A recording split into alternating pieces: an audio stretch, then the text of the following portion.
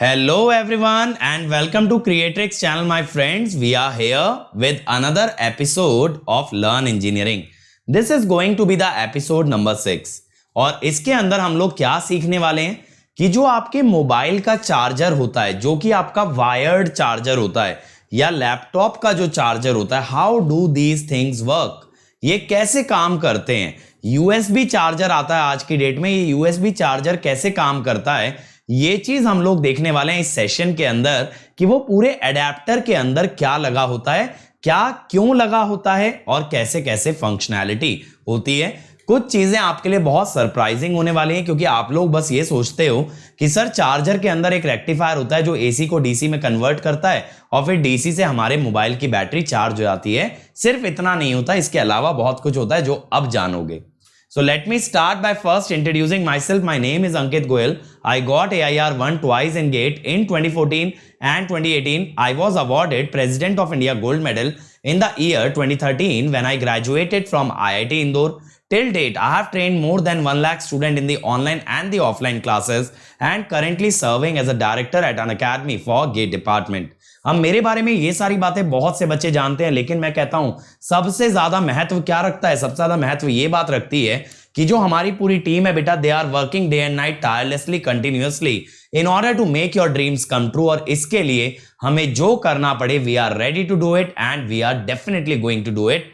तो बेटा आपको बस क्या करना है, इस चैनल को सब्सक्राइब कर लेना है, इस वीडियो को लाइक कर देना है, शेयर कर देना है ताकि ये वीडियो वायरल हो जाए, क्योंकि आपके सपोर्ट के बिना हमारा कोई भी इनिशिएटिव ना तो ग्रो कर सकता है, आप हो तो हम हैं। और इसके अलावा हमारे इनिशिएटिव आपको मिलेंगे अनअकैडमी ऐप पे, तो अनअकैडमी लर्निंग ऐप इंस्टॉल करो इमीडिएटली। उसके बाद कोई भी फ्री इनिशिएटिव जो आपको अच्छा लगता है उसे अनलॉक करो using the code Ankit ESE। इसी बात पे आगे बढ़ते हैं, हमारे टॉपिक पे आते हैं कि how do mobile chargers work. जैसे आप देखते हो मोबाइल के चार्जर का ऐसा एडेप्टर होता है, ये कैसे काम करता है इस चीज को हमें सीखना है इस एक वीडियो के अंदर। बहुत फास्ट जाएंगे और बहुत नॉलेजेबल वीडियो होने वाला है। तो सबसे पहले बेसिक आइडिया क्या है, बेसिक आइडिया ये कहता है, जैसे यहां पे देखें कि एक ब्रिज रेक्टिफायर लगा लिया जाए जिसके साथ ये हमारा लोड लगा रहे और साथ में लग जाए कैपेसिटिव फिल्टर। कैपेसिटिव फिल्टर क्या करता है, वेवफॉर्म का रिपल कम कर देता है। तो आपका वेवफॉर्म में जैसे यहां से शुरू हुआ, कैपेसिटर चार्ज हुआ, अब यहां पे आपके रेक्टिफायर के डायोड्स बंद हो जाते हैं जब कैपेसिटर पीक वैल्यू पे चार्ज हो जाता है। एक बार डायोड्स बंद हो जाते हैं तो कैपेसिटर अब आगे चार्ज नहीं हो सकता, फिर कैपेसिटर लोड के थ्रू डिस्चार्ज होता है। अब डिस्चार्ज होगा धीरे धीरे धीरे धीरे धीरे, जैसे ही इसका वोल्टेज सप्लाई से कम जाएगा तुरंत डायोड ऑन होके वापस से इसे चार्ज करा देगा। जैसे ही आउटपुट वोल्टेज पीक पहुंचा, ऑब्वियसली सप्लाई का वोल्टेज पीक से कम रहता है, सप्लाई का वोल्टेज पीक से कम रहने के कारण यहां पे डायोड हो जाते हैं बंद और फिर से कैपेसिटर होने लगता है डिस्चार्ज। इस कॉन्सेप्ट को अगर और डिटेल में पढ़ना है तो आप एनालॉग इलेक्ट्रॉनिक्स के अंदर ये पढ़िए कि कैसे कैपेसिटिव फिल्टर काम करता है। फिर दोबारा से जैसे ही ये सप्लाई के नीचे जाएगा डायोड ऑन हो जाएंगे और कैपेसिटर चार्ज हो जाएगा, फिर से धीरे धीरे धीरे धीरे डिस्चार्जिंग आने लगेगी। तो इस टाइप से हमें एक बहुत ही अच्छी वेवफॉर्म मिल जाती है। माना कि प्योरली एकदम फ्लैट नहीं है, बट स्टिल इसके अंदर रिपल, इसके अंदर फ्लक्चुएशन इतना कम होता है कि इसे कह सकते हो एक गुड क्वालिटी वेवफॉर्म है। लेकिन इसमें एक प्रॉब्लम हमें यह आ जाती है बेटा कि सीधा अगर 220 वोल्ट से हमें 5 वोल्ट डीसी पे आना है, क्योंकि हमारे जो मोबाइल की बैटरी है अक्सर वो 5 वोल्ट डीसी मांगती है, इसके लिए एक बहुत बड़े ट्रांसफॉर्मर की जरूरत पड़ेगी, क्योंकि 220 से 5 वोल्ट आने के लिए we need a large turns ratio. और अगर ट्रांसफॉर्मर हमारा रिक्वायरमेंट बहुत बड़ा हो गया, इन सच अ सिनेरियो एक प्रॉब्लम हमको हो जाने वाली है कि चार्जर का साइज लिमिटेड होता है। चार्जर का साइज बहुत बड़ा नहीं ले सकते, उसके अंदर बहुत बड़ी कॉइल नहीं लगा सकते हैं। तो उस लिमिटेड साइज के अंदर अगर हमें काम करना है तो हमें अपनी अप्रोच को बदलना होगा। यानी ये ध्यान रखो, रेक्टिफायर जो है बेटा वो 220 से 5 नहीं लेके आएगा। रेक्टिफायर क्या करेगा, यहां पे अगर आपने 220 वोल्ट लगाई है तो कैपेसिटर आपका चार्ज होता है पीक वैल्यू तक 220√2। तो ये सोचना छोड़ दो कि ये आपको 5 वोल्ट दे सकता है, नहीं, आपको ये वोल्टेज लगाने से पहले ही स्टेप डाउन करना पड़ेगा यूजिंग अ ट्रांसफॉर्मर, और इतना स्टेप डाउन करने के लिए you need a large transformer.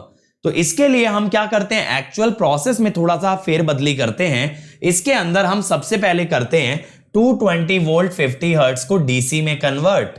ये डीसी के साथ क्या होता है, यहां पे ब्रिज रेक्टिफायर, यहां पे आपका लगता है bridge rectifier plus filter plus capacitive filter, तो ये सारी चीजें मिलके बनाती हैं डीसी। अब इस डीसी को हाई फ्रीक्वेंसी एसी में कन्वर्ट किया जाता है। सर हाई फ्रीक्वेंसी क्यों किया, एसी तो चलो ठीक है, हाई फ्रीक्वेंसी क्यों किया, क्योंकि बेटा ट्रांसफॉर्मर का जो साइज होता है that is always inversely proportional to frequency. ये चीज आप मशीन्स के अंदर पढ़ते हो कि size of transformer is inversely proportional to frequency. तो यहां हाई फ्रीक्वेंसी की मदद से साइज रिड्यूस कर लिया और फिर वापस से उसे डीसी में कन्वर्ट किया 5 वोल्ट डीसी। यानी पहले गए एसी से डीसी, फिर वापस एसी में गए और फिर वापस से डीसी में आ गए। कोई सुनेगा तो आपके ऊपर हंस सकता है कि भाई पागल हो गए हो क्या, एसी से डीसी फिर एसी से डीसी। बट यहां पागल होने वाली कोई बात नहीं है, यहां बात है साइज को मिनिमाइज करने की। इसके लिए डीसी से हाई फ्रीक्वेंसी एसी बनाना जरूरी है। आइए जानते हैं सर्किट क्या होता है। सर्किट कैसा होता है बेटा, काफी बड़ा सर्किट आपके सामने आता है।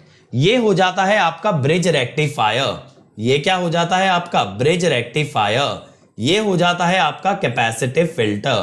तो ब्रिज रेक्टिफायर ऐसा सोचता है कि वेवफॉर्म हम दे देंगे एक सिंपल सी बच्चों को इस टाइप से, लेकिन कैपेसिटिव फिल्टर कहता है भाई ये तो बड़ी बेकार वेवफॉर्म है, आपको तो वेवफॉर्म अच्छी देनी चाहिए। तो वेवफॉर्म आपके पास आ जाती है बच्चों इस टाइप से, काफी हद तक कांस्टेंट, बहुत कम फ्लक्चुएशन होता है इस वोल्टेज के अंदर। अब इसके आगे का सर्किट समझते हैं। अब जैसे ही ये वेवफॉर्म आती है तो यहां पे ये वेवफॉर्म 2 मेगा ओम के थ्रू इस बीजेटी को ऑन करती है, लेकिन बहुत कम अमाउंट में ऑन कर पाती है, पार्शियली ऑन करती है। अब जैसे ही ये इस बीजेटी को ऑन करती है, ये है ट्रांसफॉर्मर की प्राइमरी वाइंडिंग जिसमें हमने 170 टर्न्स लिए हैं। ये आपका 3 वाइंडिंग ट्रांसफॉर्मर है जिसके अंदर प्राइमरी, सेकेंडरी और टर्शरी तीनों हैं। ये सेकेंडरी, ये टर्शरी, ठीक है। तो यहां पे जैसे ही ये ऑन होता है बीजेटी, यहां से करंट आने लगता है और इस करंट के कारण ये वोल्टेज, ये करंट के कारण क्या होता है, यहां पे ऐसे करंट फ्लो करेगा और इस करंट के कारण ये बीजेटी हो जाता है आपका कंप्लीटली ऑन। बीजेटी हो जाता है आपका कंप्लीटली ऑन। ये बीजेटी ऑन हो जाने से क्या होता है कि यहां पे एक पल्स पैदा होती है इस टाइप की, यहां पे भी एक पल्स पैदा होगी। अब जैसे ही ये वोल्टेज पैदा हुई, इस डायोड के कारण ये कैपेसिटर चार्ज होगा। सेकेंडरी में जब आपके पास हाई वोल्टेज बनेगी तो ये डायोड ऑन हो जाएगा, ये कैपेसिटर चार्ज होगा। अब ये कैपेसिटर जब चार्ज होगा तो ये कैपेसिटर आपका अप्लाई करेगा वोल्टेज इस वाले बीजेटी पे।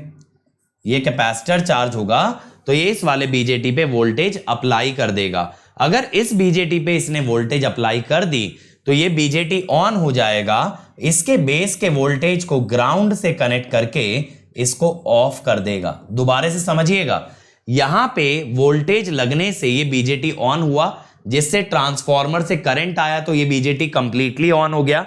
ट्रांसफॉर्मर पे वोल्टेज बनने से टर्शरी में भी वोल्टेज गई, सेकेंडरी में भी वोल्टेज आई। सेकेंडरी पे वोल्टेज आने से ये डायोड ऑन हुआ, ये कैपेसिटर चार्ज हुआ और इसके चार्ज की मदद से ये वाला बीजेटी ऑन हुआ जिसने ऊपर वाले को ऑफ कर दिया। अब ऊपर वाला ऑफ हो गया तो वोल्टेज हो जाएगी 0। तो इस टाइप की पल्स प्रोड्यूस होगी। तो ये पल्स बार बार बनती रहेगी and you will get a high frequency pulse. आपको ये जो हाई फ्रीक्वेंसी पल्स मिलेगी, यहां पे आप इसको शॉटकी डायोड की मदद से रेक्टिफाई करते हो, शॉटकी डायोड की मदद से रेक्टिफाई करते हो और फिर से एक कैपेसिटिव फिल्टर से इसे जोड़ देते हो। अब ये कैपेसिटिव फिल्टर से जो आउटपुट आएगा ये आपको फाइनल आउटपुट भी देगा, साथ साथ ये एक एलईडी को भी ग्लो कराएगा। आपने देखा होगा जब हमारे चार्जर ऑन होते हैं अक्सर उसके अंदर एक एलईडी ग्लो करती है। और ये वाला मैकेनिज्म नीचे होता है बच्चों आपका फीडबैक मैकेनिज्म। ये फीडबैक मैकेनिज्म में क्या होता है, अगर ये वोल्टेज कभी भी 5 वोल्ट से ज्यादा चली गई in the event of any fault और एनी डिस्क्रिपेंसी, तो यहां पे ये जीनर डायोड ऑन हो जाता है। इसकी वोल्टेज रखी जाती है 4.2 वोल्ट और ये आपका है ऑप्टो कपलर। ये क्या है आपका? ऑप्टो कपलर या ऑप्टो आइसोलेटर बोल सकते हो।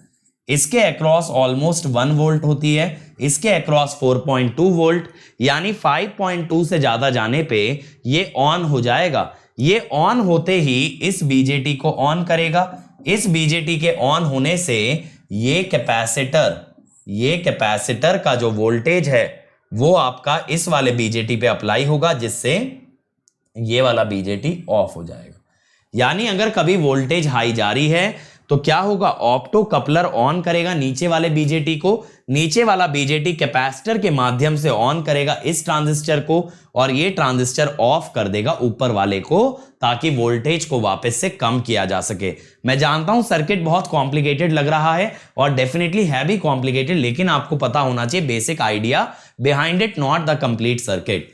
अगर हम देखें इनसाइड द चार्जर, तो देखो ये जो 4 डायोड्स लगे हैं ये बना रहे हैं ब्रिज कैपेसिटर, और यहां से बन रहा है input filter capacitor, bridge rectifier, और ये कैपेसिटर मिलकर के आपको देते हैं कम फ्लक्चुएशन वाली डीसी। और ये स्नबर नेटवर्क बना हुआ है आर और सी की मदद से, जो कि आपके सर्किट को प्रोटेक्ट करने वाला है। एक बार ये चीज हमें मिल गई तो ये है हमारे पास 3 वाइंडिंग वाला ट्रांसफॉर्मर। तो यहां पे हम क्या करते हैं, एक ऑसिलेटर सर्किट डिजाइन करके रखते हैं। यहां पे देखो ऑप्टो ऑसिलेटर भी हमने, ऑप्टो आइसोलेटर भी हमने दिखा रखा है, जो कि फीडबैक के अंदर काम देने वाला है। और ये है आपका शॉटकी डायोड, जो कि रेक्टिफाई करने में मदद करेगा। ये है जेनर डायोड, जो कि फीडबैक में लगेगा रेफरेंस वोल्टेज सेटअप करने के लिए। और ये दूसरा कैपेसिटर है जो आउटपुट पे लगा था एज अ फिल्टर।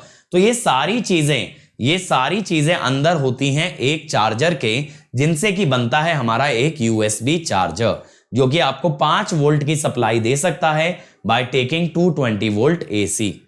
तो उम्मीद करता हूं कि आपको समझ आया होगा कि ये सर्किट कैसे काम करता है और एक चार्जर के अंदर क्या क्या एलिमेंट प्रेजेंट होते हैं।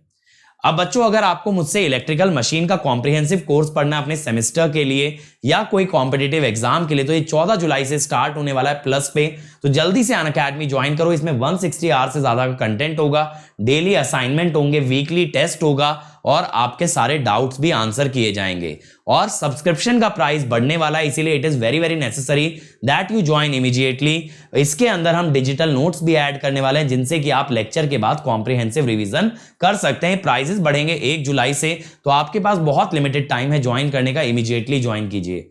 और मेरा टेलीग्राम चैनल मैं आपको बता दे रहा हूं, जहां से आपको मेरी हर वीडियो की इंफॉर्मेशन मिलती है, t.me/gateair1। This is my Telegram channel, ठीक है। So thank you everyone. उम्मीद करता हूं आपको वीडियो पसंद आई होगी। लाइक शेयर सब्सक्राइब करना ना भूलें, और वो बेल आइकन जरूर दबाएं, ताकि जब जब कोई नई वीडियो आती है you get notified. Thank you everyone. साथ में पढ़ेंगे, साथ में बढ़ेंगे, और मिलके बोलेंगे लेट्स क्रैक इट।